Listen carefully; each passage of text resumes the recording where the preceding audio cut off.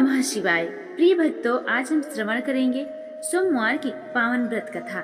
आइए इसे श्रद्धा और भाव के साथ श्रवण करते हैं। एक समय श्री भूतनाथ भगवान भोलेनाथ और माता पार्वती जी मृत्युलोक में भ्रमण करने की इच्छा करके मृत्युलोक में पधारे। भ्रमण करते करते दोनों विदर्भ अमरावती नाम की अति रमणीय नगरी में पहुँचे। अमरावती नगरी स्वर्ग के सदृभ सभी प्रकार के सुखों से परिपूर्ण थी। वहाँ के महाराजा द्वारा बनवाया हुआ अति रमणीय शिव जी का मंदिर भी था।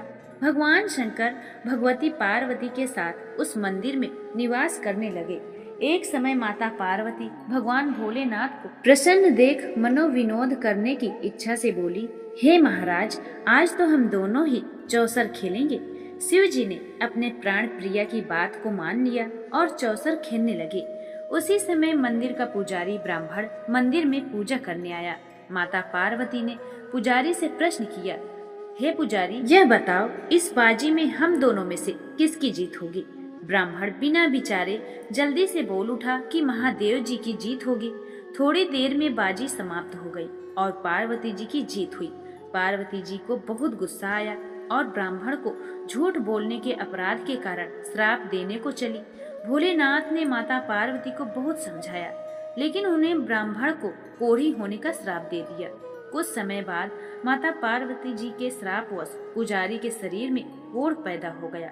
वह बहुत अधिक दुखी रहने लगा।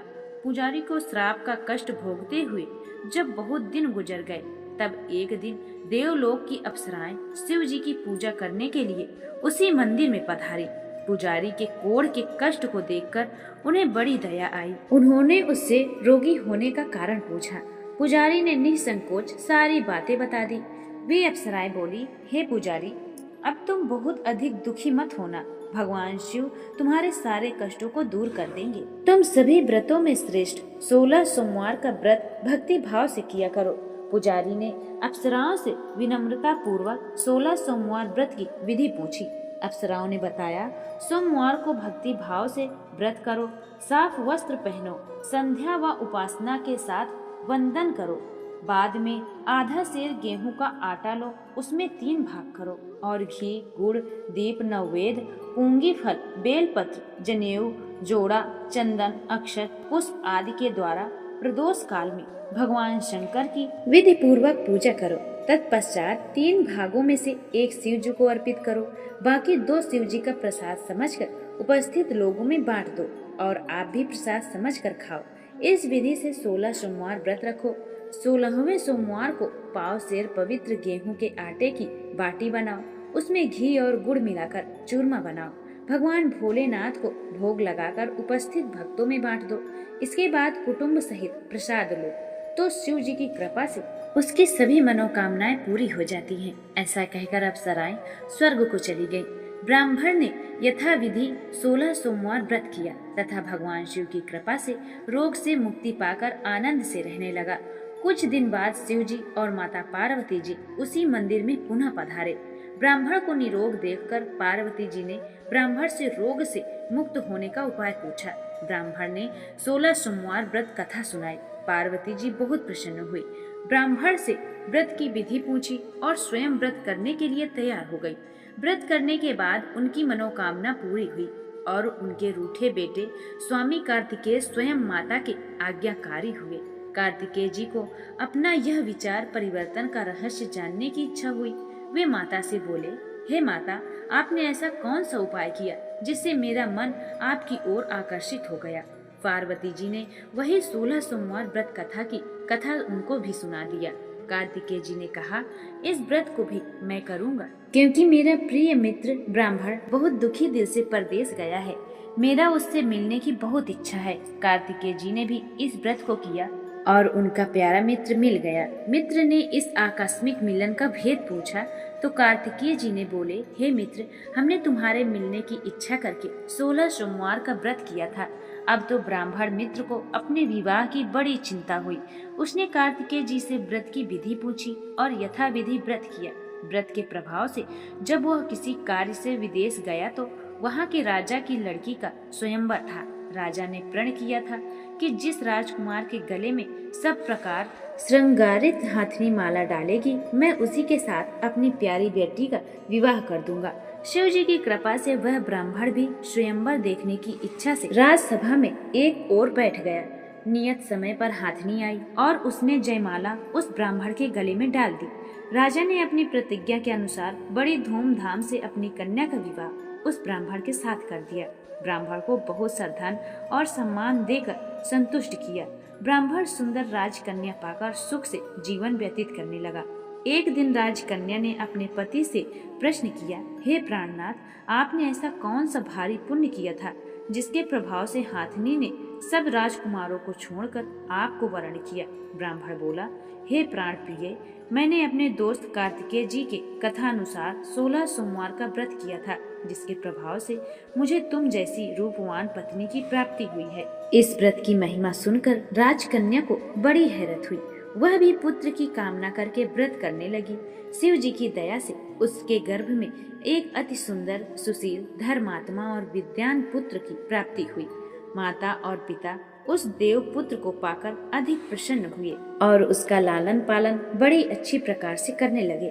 जब पुत्र समझदार हुआ तो एक दिन उसने अपनी माता से प्रश्न किया कि हे माँ, तुमने कौन सा व्रत और तप किया है जो मेरे जैसा पुत्र तुम्हारे गर्भ में उत्पन्न हुआ?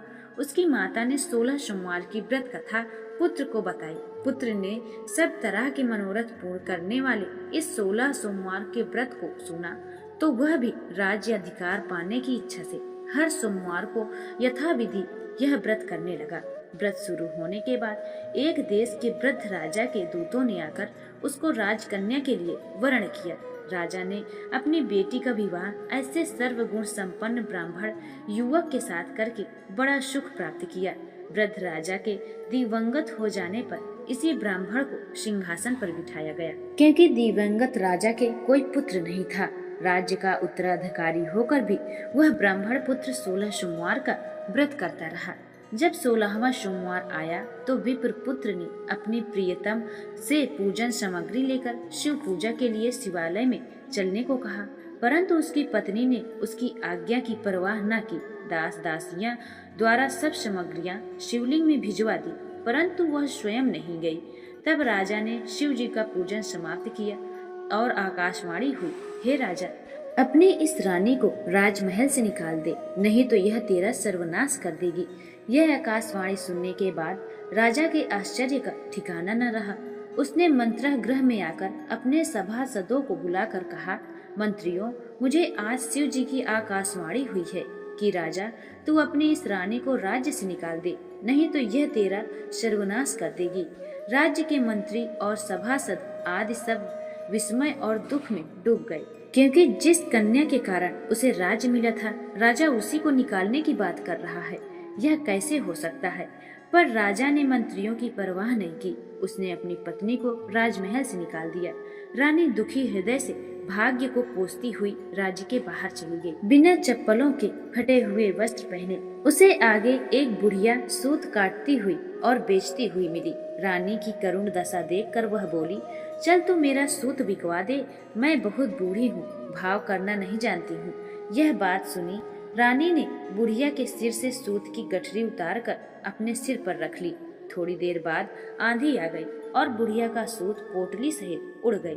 बेचारी बुढ़िया पछताती रह गई। उसने रानी को अपने से दूर रहने को कहा। इसके बाद रानी एक तेली के घर गई तो शिव जी के प्रकोप से तेली के सभी मटके उसी क्षण चटक गए। तेली ने भी रानी को अपने घर से निकाल दिया। बहुत दुख उठाती हुई नदी के किनारे गई तो नदी का सारा जल ही सूख गया। उसके पश्चात रानी एक जंगल में गई। वहाँ सरोवर में पानी पीने गई तो उसके हाथ का स्पर्श होते ही सरोवर का नील कमल के समान जल असंख्य कीड़ों में होकर गंदा हो गया। रानी ने भाग्य पर दोषारोपण करते हुए उस जल को पीकर पेड़ की शीतल छाया में विश्राम करना चाहा, परंतु वह जिस पेड़ के नीचे आती उस पेड़ के पत्ते तुरंत टूटकर गिर जाते थे। वन सरोवर जल की ऐसी दशा देख गऊ के आदेशानुसार ग्वाले रानी को पकड़कर गुसाई जी के पास लाए। रानी की मुख कांति और शरीर शोभा देख गुसाई जी जान गए कि यह अवश्य ही कोई विधि की गति की मारी कुलीन स्त्री है। पुजारी ने रानी से कहा, पुत्री, मैं आपको अपनी पुत्री के समान रखूंगा। तुम मेरे आश्रम में आकर रहो। मैं तुम्हें किसी प्रकार का दुख नहीं होने दूंगा। गुसाई जी के वचन सुनकर रानी को धीरज हुआ। वह आश्रम में रहने लगी।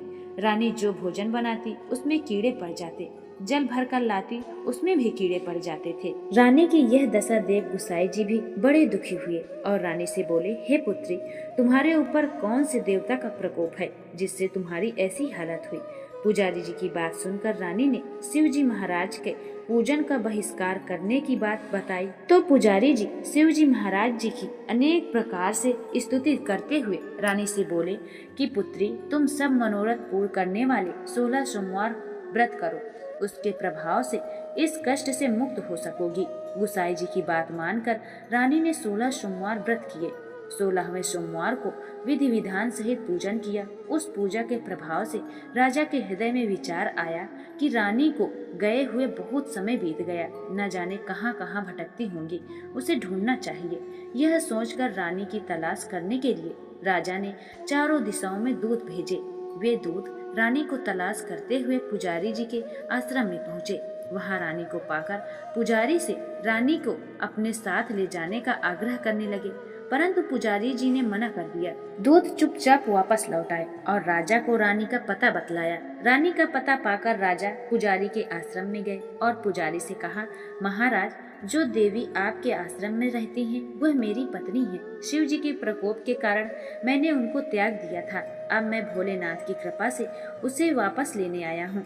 कृपया मुझे अपने पत्नी को साथ ले जाने की आज्ञा दे। यह सुनकर गुसाई जी बड़े प्रसन्न हुए। उन्होंने रानी को राजा के साथ जाने की अनुमति दे दी। राजा बड़ी प्रसन्नता के साथ रानी को महल लेकर आया। सारे राज्य में उत्सव मनाया गया और चारों तरफ प्रसन्नता की लहर दौड़ गई। सारी प्रजा ने अपनी रानी के आने पर खुशियां मनाई। राजा और रानी फिर नियम पूर्वक 16 सोमवार के व्रत का पालन करते हुए बहुत समय तक आनंद पूर्वक भूलोक पर निवास करते रहे और अंत समय में दोनों मोक्ष यानी कि स्वर्ग की प्राप्ति हुई। इस प्रकार जो मनुष्य 16 सोमवार या सोमवार के व्रत को श्रद्धा पूर्वक करता है, उसकी सभी मनोकामनाएं भगवान शिव की कृपा से पूर्ण होती है और उसे अंत में मोक्ष की प्राप्ति होती है।